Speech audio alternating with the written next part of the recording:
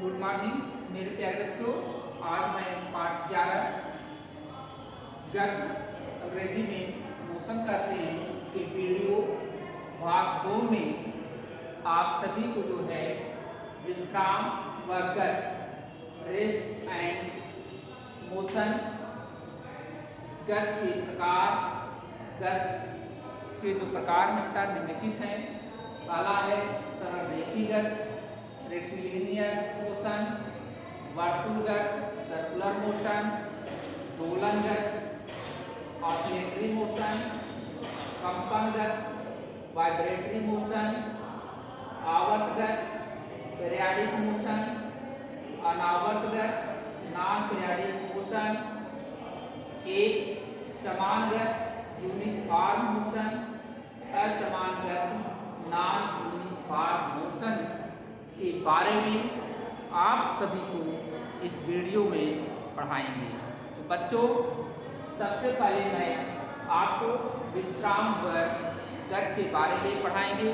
बच्चों, आप देखते होंगे कि आपको कुछ वस्तुएं आपको विश्राम अवस्था में होती हैं, कुछ वस्तुएं जो है गद्य की अवस्था में दिखाई देती हैं। जैसे मान लीजिए वृक्ष है, वे क्या है विश्राम अवस्था में है। रोड पर चलती हुई गाड़ियाँ वे क्या है गद्य अवस्था में होती हैं। आप जो है अपने किसी क्लास में ही देखिए, एक किताब है वह जो है तब तक विश्राम अवस्था में रहती है जब तक आप उसे हिलाते डुलाते नहीं हैं। आपके कक्षा की जो दीवार है बच्चों, यह क्या है विश्रामावस्था में ही है। तो इस प्रकार से हम कर सकते हैं कि जो वस्तुएं स्थित हैं उसे हम विश्राम रेस्ट करते हैं। जो वस्तुएं चलायमान हैं तो अपने स्थान को परिवर्तित करती हैं, उसे हम गद्य कहते हैं। आता है गद्य के प्रकार। गद्य जो है निम्नलिखित प्रकार के होते हैं।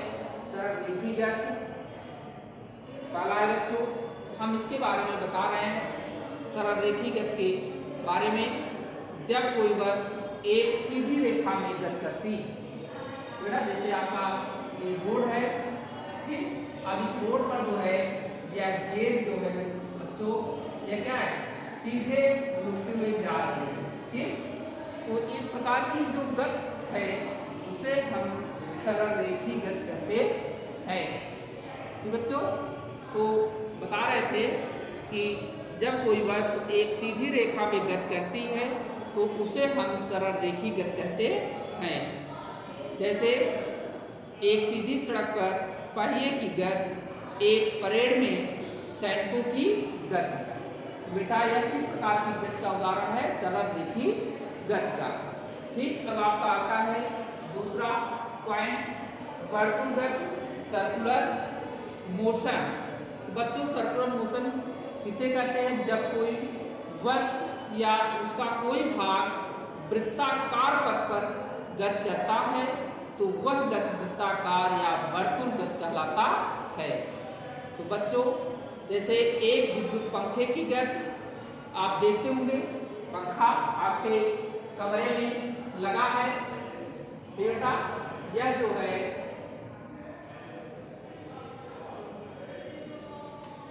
आपका इस प्रकार से गति करता रहता है। इस प्रकार की जो पंखे की गति होती है उसे हम वर्तुल गति या सर्कुलर मोशन कहते हैं।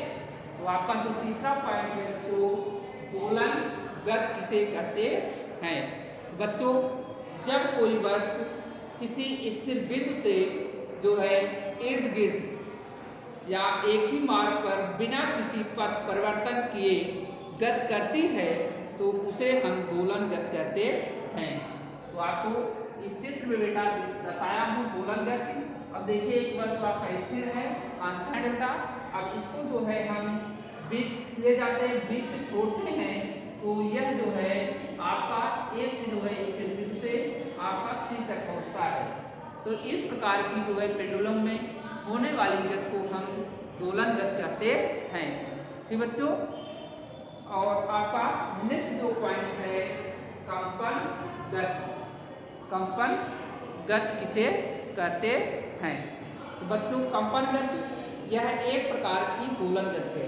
बेटा कंपन गति क्या है? एक प्रकार की दोलन गति है जिसमें पूरी वस्तु गति नहीं करती है। यह गति जो है बहुत दूर तक प्रसारित होती है। जैसे आप ले लीजिए रबड़, बेटा रबड़ को यहाँ पर से यहाँ पर बांध दीजिए। अब इसको जो है ले जाएंगे नीचे की तरफ ले जाएंगे, फिर आप इसको छोड़ेंगे तो यह क्या है?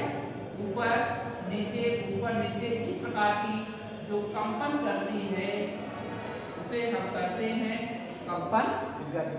क्या कहते हैं बच्चों? कंपन गति, वाइब्रेटरी मोशन।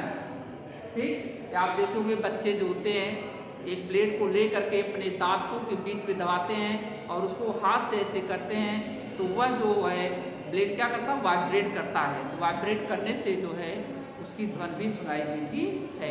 या बच्चे कुछ होते हैं स्केल में जो है एक सिरे में छेद कर देते हैं, छेद करने के बाद उसको धागे से बांध करके चारों तरफ बेटा घुमाते हैं तो उसमें भी वाइब्रेशन होता है और सर्कुलर मोशन दोनों होता है बेटा। तो अब मैं आपको आवर्त गति के बारे में पढ़ाएंगे। बच्चों आवर्त गति क्या है?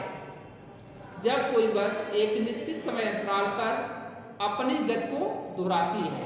बच्चों ये बताएं ना, जब कोई वस्तु एक निश्चित समय अंतराल पर अपने गति को दोहराती है उसे हम आवर्त गति कहते हैं।